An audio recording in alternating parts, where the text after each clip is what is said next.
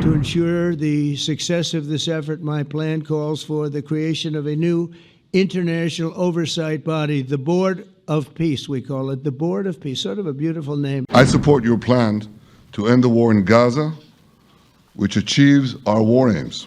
It will bring back to Israel all our hostages. So today is a historic day for peace, and Prime Minister Netanyahu and I have just concluded an important meeting on many vital issues, including Iran, trade, the expansion of the Abraham Accords, and most importantly, we discussed how to end the war in Gaza, but it's just a part of the bigger picture, which is peace in the Middle East, and let's call it eternal peace in the Middle East. I also want to thank Prime Minister Netanyahu for agreeing to the plan and for trusting that if we work together, we can bring an end to the death and destruction that we've seen for so many years, decades, even centuries, and begin a new chapter of security, peace, and prosperity for the entire region. If accepted by Hamas, this proposal calls for the release of all remaining hostages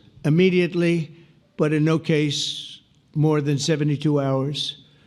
So the hostages are coming back, and I hate even saying this from the standpoint, doesn't sound right, but it is so important to the parents. The bodies of the young men, I believe in almost all cases, the young men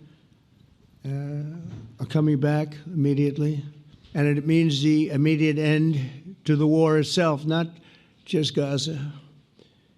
It's the war itself. Under the plan, Arab and Muslim countries have committed, and in writing in many cases, but I actually would take their word for it. The people I mentioned, I'd take their word for it. To demilitarize Gaza, and that's quickly. Decommission the military capabilities of Hamas and all other terror organizations. Do that immediately.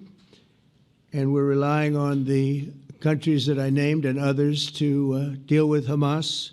Today, we're taking a critical step towards both ending the war in Gaza and setting the stage for dramatically advancing peace in the Middle East. And I think beyond the Middle East, in very important Muslim countries. I support your plan to end the war in Gaza, which achieves our war aims. It will bring back to Israel all our hostages, dismantle Hamas's military capabilities, end its political rule, and ensure that Gaza never again poses a threat to Israel.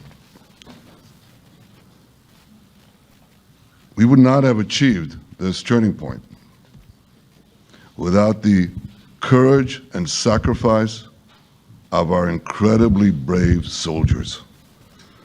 They fight like lions to defend the people of Israel, and they serve on the front line in the war between civilization and barbarism.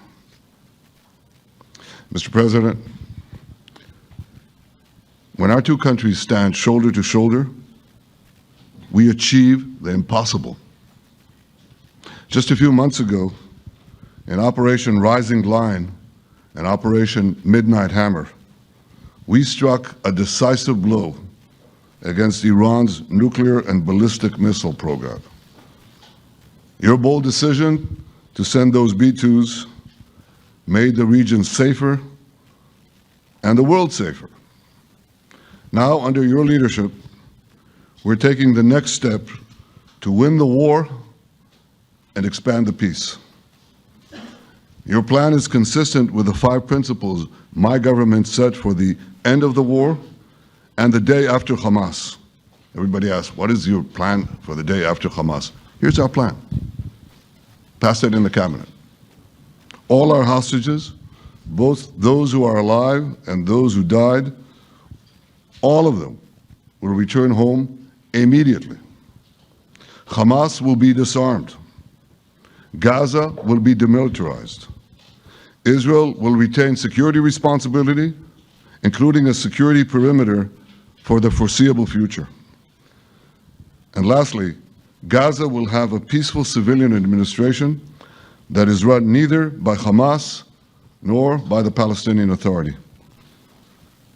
If Hamas agrees to your plan, Mr. President, the first step will be a modest withdrawal, followed by the release of all our hostages within 72 hours.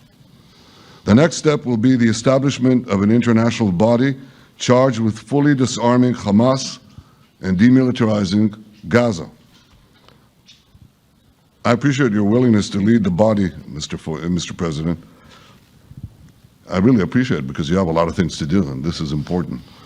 And it reflects the confidence that this will give everyone, that things will be followed up on all the commitments made. The fact that you're taking this on, I think, helps a lot to make sure that everything flows in the direction that we want.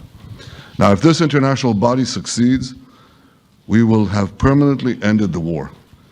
Israel will conduct further withdrawals linked to the extent of disarmament and demilitarization, but will remain in the security perimeter for the foreseeable future.